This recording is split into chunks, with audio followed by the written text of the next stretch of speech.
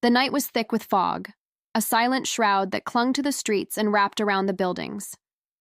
James had been walking for what seemed like hours, his footsteps muffled by the mist, the faint glow of the streetlights casting weak halos in the murk.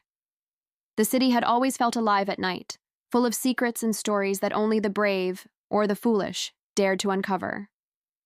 James was neither brave nor foolish, but tonight, something had driven him out into the dark, something he couldn't shake. It had started hours earlier, in the warm, dimly lit bar where he'd been nursing a drink. The chatter of voices around him seemed distant, like a hum beneath the surface of his thoughts. Then, a figure had entered. The man was tall, with a sharp suit and an even sharper gaze. His eyes had swept over the room, briefly meeting James's before quickly looking away. But in that split second, James felt a flicker of recognition. He hadn't known this man, but there was something about him, something unsettling that lingered. The man had sat at the bar, ordered a drink, and quietly observed the people around him, never once speaking. James couldn't remember exactly when he had decided to follow, but he knew something was pulling him in. The stranger's presence had stirred something deep inside him, a curiosity that quickly transformed into unease. By the time James stepped out of the bar, the man had vanished into the mist. But James couldn't shake the feeling that he wasn't alone. He turned the corner into the alleyway, the damp ground beneath his shoes slick with the remnants of the rain that had passed hours earlier. The fog seemed to press in, its weight heavy in the air, and it wasn't until he reached the end of the alley that he heard it, the soft click of a door closing behind him. He spun around, his heart racing. Standing at the entrance to a darkened building was the figure from the bar, his silhouette barely visible in the gloom. The man said nothing, but his presence was enough to stop James in his tracks.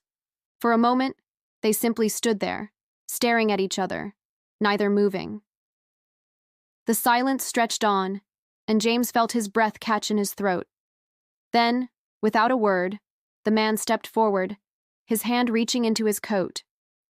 The movement was quick, too quick, and before James could react, the sound of a gunshot rang out. The noise was deafening in the quiet night, and James stumbled back, instinctively raising his hands to protect himself. But nothing came. No bullet pierced him, no pain. Instead, there was only the echo of the shot, the ringing in his ears, and a strange calm that settled over him. He blinked, confused, and when he opened his eyes again, the man was gone. Vanished, as though he had never been there at all. James stood frozen, his chest heaving with the sudden rush of adrenaline. What had just happened? Had he imagined it? But no. The faint smell of gunpowder still lingered in the air, and the cold sweat on his brow was real. He didn't know what to do. Part of him wanted to run, to leave the alley and never look back, but another part, some deeper instinct, urged him to find out more. He couldn't explain why, but something told him that the stranger's disappearance wasn't the end. It was only the beginning. With his heart still racing, James turned and walked deeper into the night, his steps hesitant but purposeful. He didn't know what he was searching for, but he knew he couldn't turn back. The city had a way of pulling people in, drawing them into its dark corners, where the light never reached. He had always been drawn to the edge, to the unknown, but this time, it felt different. This time, he was searching for answers. The mist thickened as he walked, wrapping around him like a cloak. He passed street after street, his eyes scanning the shadows for any sign of the man, but there was nothing. The city felt empty, silent, as if everyone had disappeared. He felt as if he were the only one left. Eventually, James came to a small, dimly lit diner at the edge of the city, its neon sign flickering weakly in the fog. The door creaked as he entered, and the smell of old coffee and frying eggs filled his nostrils. The place was almost empty, save for a lone figure at the counter, a woman, her face hidden behind a newspaper. James took a seat at the counter, ordering a coffee, though he barely noticed the taste when it arrived. His mind was too focused on the strange encounter, on the man who had shot at him and disappeared. As he sat, staring into the black depths of his coffee, the woman at the counter lowered her newspaper. Her eyes met his, and she smiled, a thin, knowing smile. "You look like you've seen a ghost," she said, her voice soft but clear. James blinked, momentarily taken aback. I don't know what I saw, he muttered, unsure how to explain the strange events of the night. The woman nodded as if she understood. You're looking for answers, she said, her tone not a question, but a statement. James swallowed hard. How did you know? I've seen it before, she replied cryptically, taking a slow sip from her mug. People come in here all the time trying to make sense of things they can't explain, things that go bump in the night. They're always looking for something, always chasing shadows. Do you know what happened to me? James asked, his voice low. The woman looked at him for a long moment, her gaze steady. I know exactly what happened.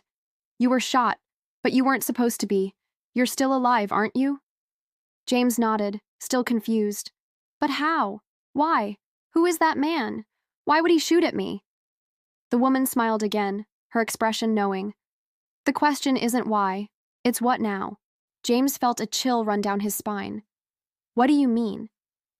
Whatever you do next, the woman said softly, you have to keep moving forward. There's no going back now. The dark has a way of drawing people in. You've been marked, whether you understand it or not. He'll be back for you. But I don't even know who he is, James protested, his voice rising slightly. I didn't ask for this. I don't even know what this is. Doesn't matter, she said, her voice calm, almost too calm. The moment you stepped into the dark, you gave up the right to turn away. Now, you've got to face whatever comes next. James sat there, his mind spinning, as the woman's words settled into his thoughts. The tension in the air was thick now, the city outside feeling more oppressive than ever.